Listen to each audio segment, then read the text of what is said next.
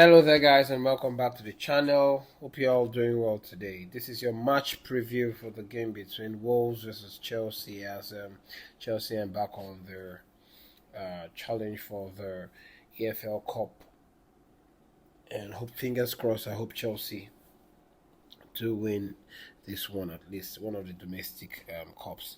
Before I go into the lineup, there are a few things that I want to talk about that Enzo Maresca mentioned in the press conference today, as it was asked about the fitness of some of the players and big announcement. He also mentioned that, like I did mention in my previous video, that Delap is back, but he's not going to be rushed because apparently he's just training back.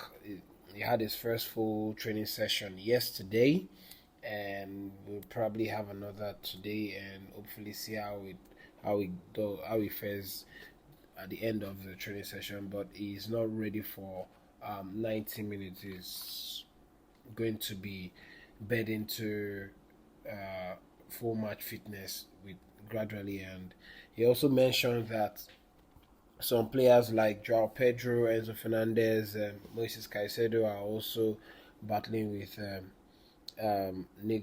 niggling injuries and all that, and it's difficult for them to be at 100%. And this is what I have to say to this regard: it's impossible for us to have players to be fit 100%, to be 100% fit. It's not happening in the Premier League because, to start with, for those players that took part in the Club World Cup, they've hardly had enough time to recover and rest and all that. And without resting, your body doesn't recover. Do you understand? And the same thing that is happening with Chelsea is the same thing that is happening in situation with PSG. The only difference is that PSG and the management of PSG handle the situation better than the way Maresca and the higher ups have been handling that of Chelsea. So, that being said, he said Joao Pedro is not 100% physically fit and it's difficult for him. Maresca also says he's not a number 9 who is going to get you 20 to 25 goals a season like Haaland, Mbappe, and Lewandowski. Is a different type of number 9. For me, Joao Pedro is not even a number 9 for me. I think he fares better playing as a second striker, as a 10, or sometimes even inverted winger. So that's what I think Joao Pedro is. I don't think he's fit or cut out to be a 9. At best, he can play off the striker. And now that Liam Delap is back, I think that Joao Pedro is going to benefit even more with this news. And he also talked about making changes. He said the reason why is we need to rotate. We need to protect players. If we go with the same 11, we will struggle through the season. We are probably going to make some changes. I don't know how many, but we will make changes. And I agree with this one because we don't want to have half of the team burn out, or most of the old important players to start facing burnout. And if you look at the team and the performances, they're starting to burn out and they struggle to even keep up with intensity and pace for half an hour or even the first half, let alone the whole game. So it's only understandable that he rotates player. But then this is my problem.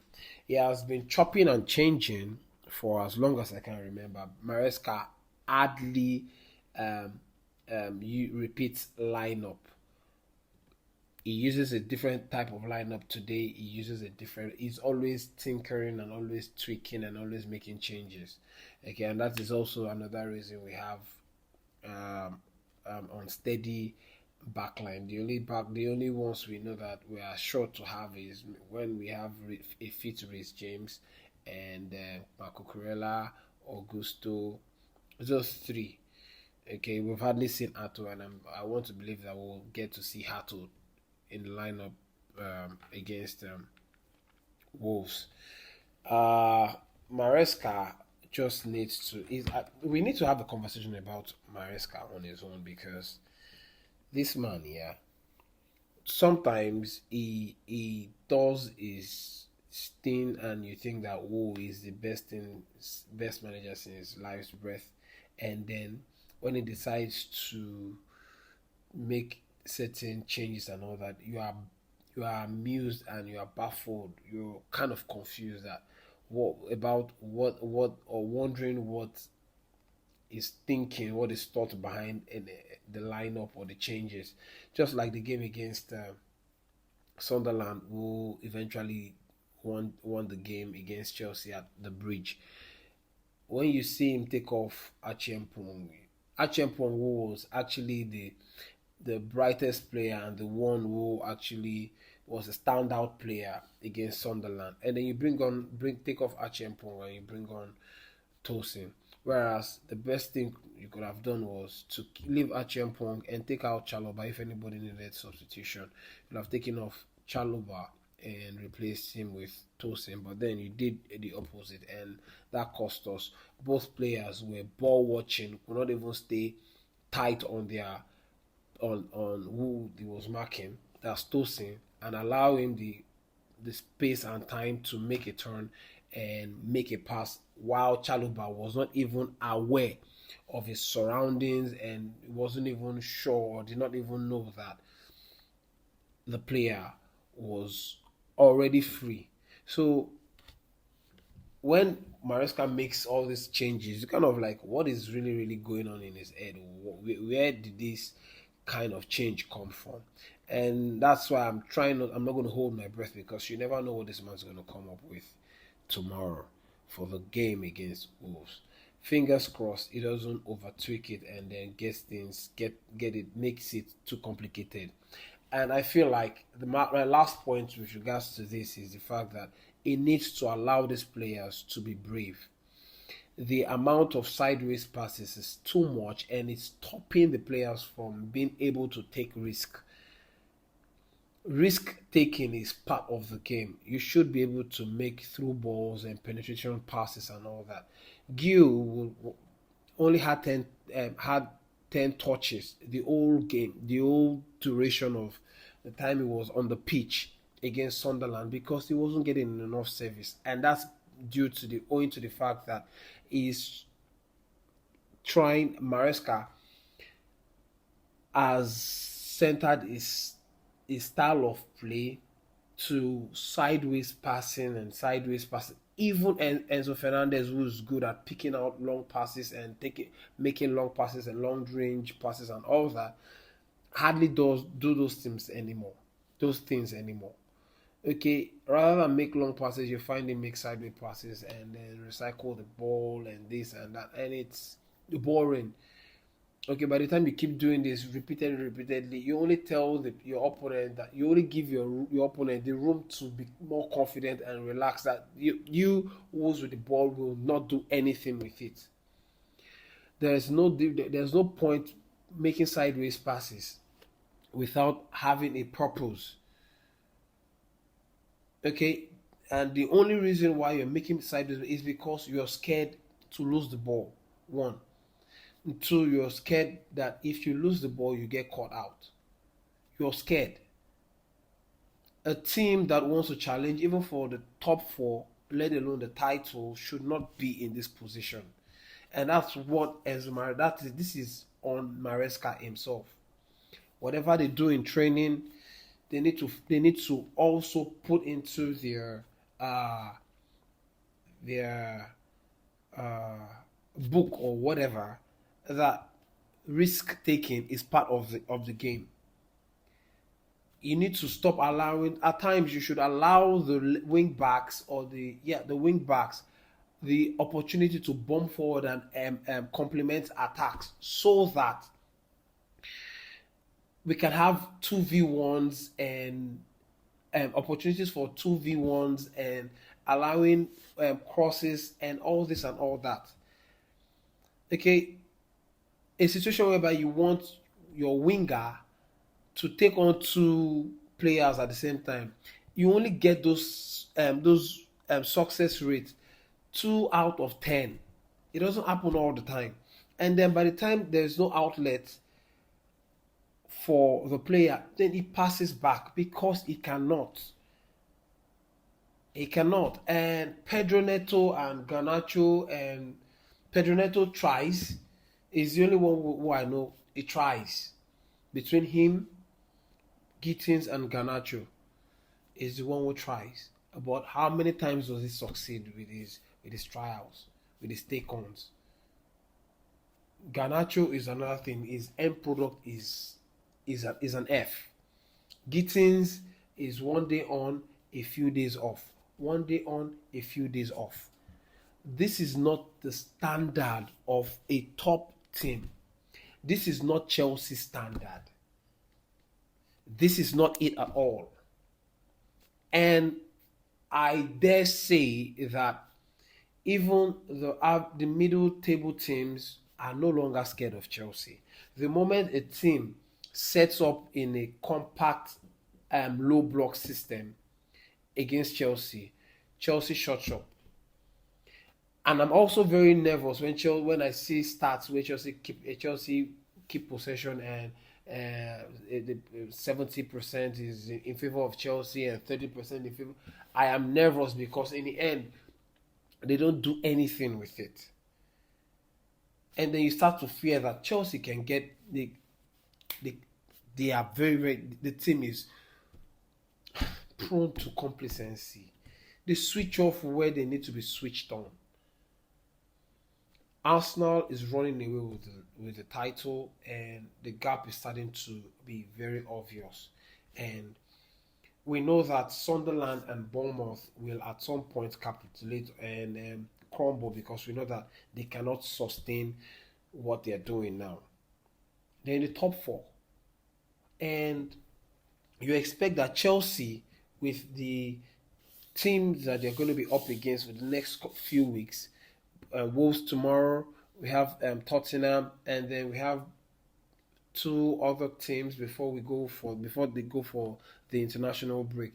These are winnable fixtures, except Tottenham, and I don't want to believe that what I watched against Sunderland is what will be repeated against Tottenham, because Tottenham will pick Chelsea apart, pick us in shreds, will shred us apart. So that is everything that I have to say. And with regards to Liam Delap, I want to believe that Liam Delap is fully back from injury and it's not a situation whereby he's being rushed back. Because this man has actually returned way earlier than his return date. Enzo Maresca also talked about trying to protect players like Moises Caicedo and Enzo Fernandez and all that. This is the reason why we have Lavia and Santos and all that. If we need to rest Enzo Fernandez and Caicedo, by all means do, so that their injury doesn't get even worse. And then their absence from the team or from the squad is even going to be longer. There's no need. I understand that if we lose Caicedo to injury now, it's going to be devastating. But it's better we lose him for a couple of weeks, a few weeks, than lose him for a long period of time. That's a no-no, because right now the team needs Caicedo to be fully fit. This is the same thing we've had with the same thing that has actually compounded Cole Palmer's injury, where we had him playing through injections and all that, and now it has elongated his absence from the team. Someone who's very key and pivotal to especially in the attacking phase of the squad. So yeah, we need to protect these players and try not to make their injuries worse. So with that said, I'm going to show you my lineup now, and fingers crossed, I hope that this lineup will do the job against Wolves tomorrow. And then he also talks. Before that, he also talked about dealing with long throws and all that, and what he intends to do. Does he intend to implement long throwing as part of his weapons and all that? And he said right now he's not looking forward to it. And man, if it's something that is going to work, please do. Okay, there is a reason why goals count when they score against Chelsea. It's because it's part of the game and it's allowed. There's nothing wrong in going dirty. There's nothing wrong in doing things that other teams do. And this is starting to this set piece, which is long throws and all that, is starting to be prevalent, especially in the Premier League. Like almost all the other teams are starting to adopt this style. So there's nothing wrong in you as a coach implementing it in your style. So that with that being said, this is my lineup. So this is my lineup, and I want to believe, fingers crossed, that this lineup will do the job against Wolves at the Millennium Stadium. With Jorgensen in goal, I believe that Sanchez is going to be resting this one, and Achimpong with Ato as the two centre back pairing, Gusto at right back, and Marco Corella at left back. Ideally, I would have wanted Ato to play left back and have Tosin or Chaloba pair with Achimpong as a centre back, but I think that we'll need a bit of experience and we'll need Cucurella's versatility in this game. And at the midfield base, we have Lavia and Santos. I think Santos will be the one playing the Enzo Fernandez's role and doing the box crashing and all that, while Romeo Lavia, then will control the game and play the Moises Caicedo's role. And then just ahead of them will be Buonanotte, and Buonanotte has been catching my eyes of late and all that, especially against the Ajax game. So I believe that it's only fair for him to play and be given the chance to show what he can do. And to think that he's been doing during the Ajax game, aside the fact that Gittins won the man of the match, Buonanotte too was exceptional in the game and all that. So yeah, I think that he can. I think he's got it in him to do something, do great and all that. So yeah, on the left we have Gittins and on the right we have Estevão. And this Estevão, one day on, one day off, one day on, one day off, the Maresca does, I really do not get it. The boy is young and the boy looks like the only like player who's serious, who offers threats and in the attack and all that. I know Pedro Neto has got work rate and all, but the output or the output is what lets us down most times. Okay, while Estevão has got everything in him. So let the boy play. Allow the boy play. That's the thing. Allow him play so that we can all. And if it doesn't work out, then we know that you're justified next time when you decide to drop him and all that. But right now, you're doing yourself an injustice. You're shooting yourself in the foot, because in the end, if it doesn't work out and then you try to bring on Estevão later on, and it's now late and all that, then who's to blame? You take the blame. So allow Estevão cook. Let him start. It's time for him to start games and all. Allow him play. Then ahead of them we have McGew. McGew was very, very non-existent against Sunderland, and this is just another opportunity for him to prove that he can do it and he can cut it. Okay, one thing I like about him is that he knows how to the space to attack and all that. But then when he gets the opportunity or is given the ball, his touches or his decision lets him down. So yeah, against Wolves, let's hope that he does it, and he does it very well. And then that's my lineup. Then on the substitution, if players need to come up, we have Sanchez, we have Reece James, we have Tosin, Chaloba, Enzo, Fernandez, Caicedo, Neto, Garnacho, Delap, João Pedro, Tariq George, and that's basically it. What do you guys think about the lineup? What do you think I should drop somebody else? I should drop someone and replace with someone on the bench and all that. What do you guys think about lineup? Let me know in the comment section below. And yeah, my final score on this one, I think it's going to be 2-1. Yeah, Chelsea 2, Wolves 1. And I think that should just be enough for Chelsea to get to the next round. And yeah, that's all I have for this. And yeah, before I end this video, there's news that Juventus have parted ways with Igor Tudor, who as the manager, and they are looking at Maresca. They highly appreciate Maresca and rate him very highly. What does this mean? No approach has been made, which is the most important thing. And do you think that Maresca will be willing to join Juventus if given the opportunity to?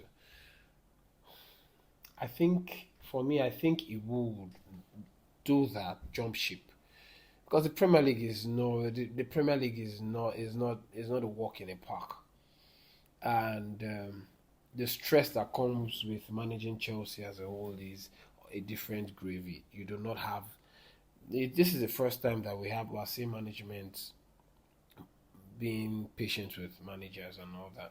Ideally, in the Roman Abramovich era, he would have been kicked out already, with the amount of mistakes and games that we've lost to teams that we should be beating on a regular basis without actually breaking a sweat. So yeah, do you think that Maresca will join? Do I think that Maresca will go to Juventus if Juventus make an approach? I think maybe, yeah. I think I see a world where he would want to do that. Let me know what you guys think about as regards that.